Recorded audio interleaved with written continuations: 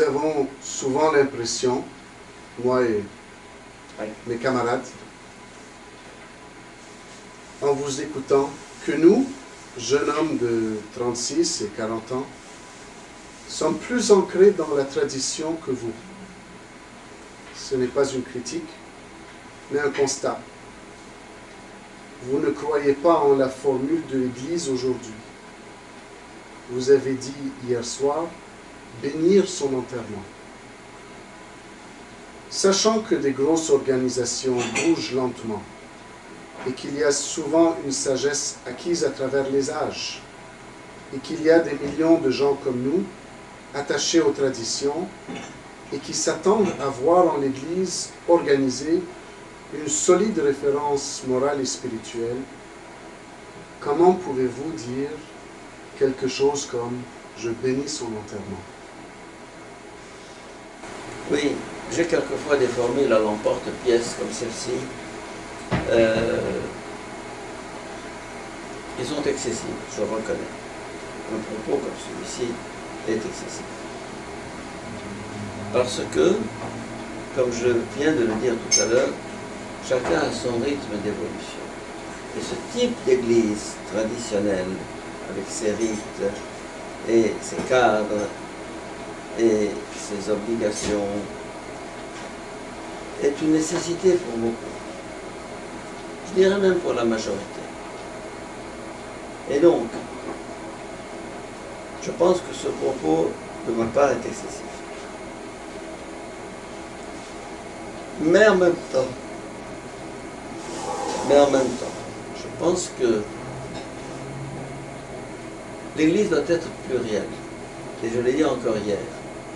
Plurielle, ça veut dire qu'il faut une Église pour un peuple qui a besoin de dévotion, de tradition, de pratique, de cadre et de référence, et une Église, la même Église, qui s'adressant à des gens d'une autre mentalité, plus mûrs peut-être,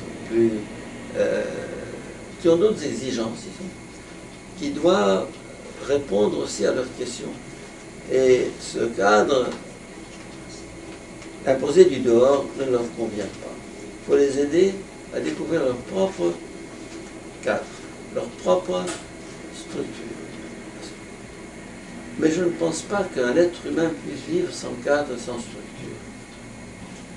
Si elle n'est pas imposée de l'extérieur, elle doit être assumée de l'intérieur par la personne.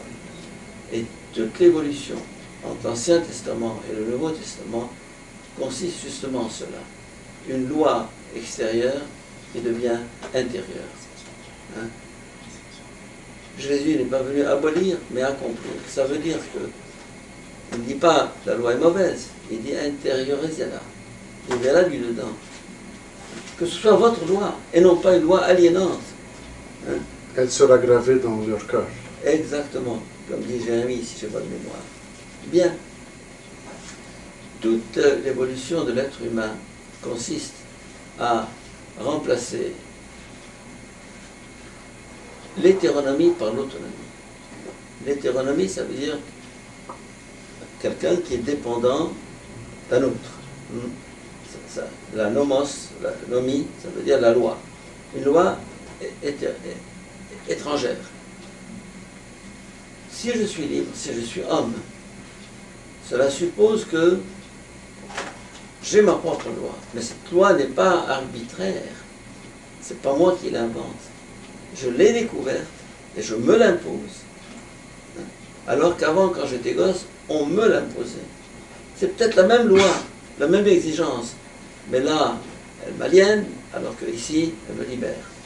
Parce que il faut relire l'Évangile, il faut relire tout Saint Paul, pour comprendre la mutation radicale qui a été faite par Jésus, hein, et par Paul, son disciple, pour qui il n'y a plus de loi, pour utiliser le vocabulaire de Saint Paul, il n'y a plus de loi. Pour celui qui vit dans l'esprit, il n'y a plus de loi. Mais il faut ajouter, pour celui qui vit dans l'esprit, c'est pas qu'il n'y a plus de loi. Alors l'esprit qui est cette certitude intérieure, cette découverte intérieure, qu'on appelle quelquefois la conscience, bon,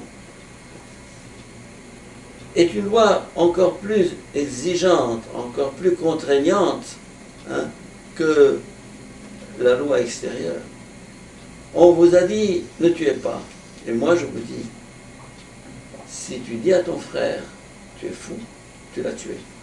Tu as commis un meurtre. Mais comment? C'est là que la nouvelle loi est encore beaucoup plus exigeante que l'ancienne. Hein? Le coup de poignard, hein, dans le corps est beaucoup moindre que le coup de poignard dans le cœur.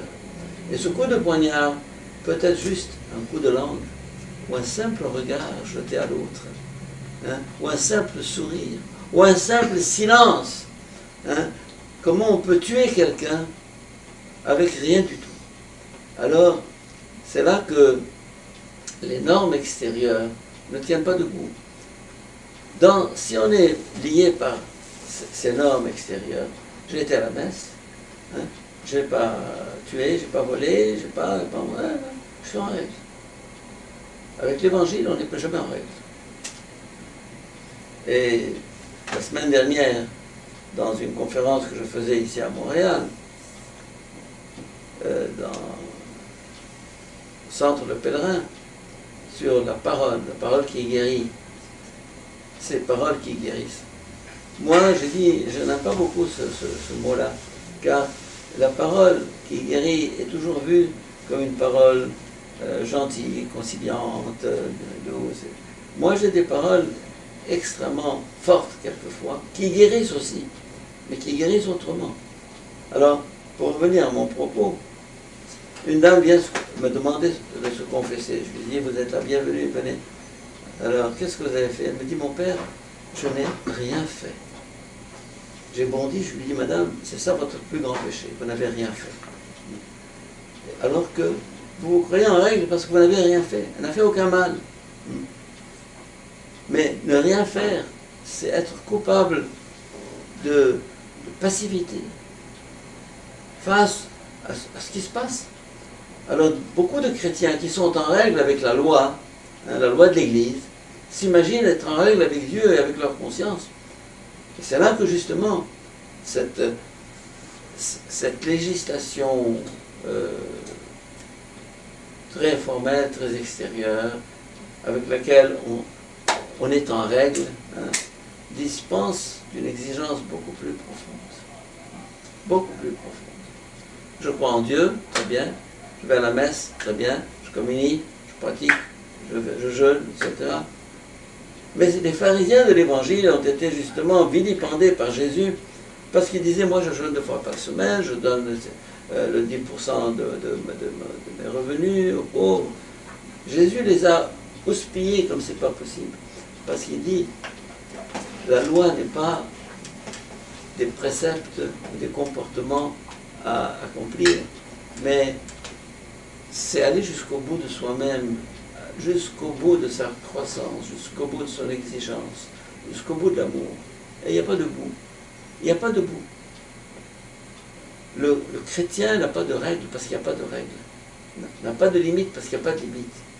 Et alors là, c'est là que, quand vous dites l'Église, pas l'Église, je dis, c'est très bien les cadres, c'est très bien les références, mais elles risquent d'aboutir à une attitude pharisaïque. Je suis en règle.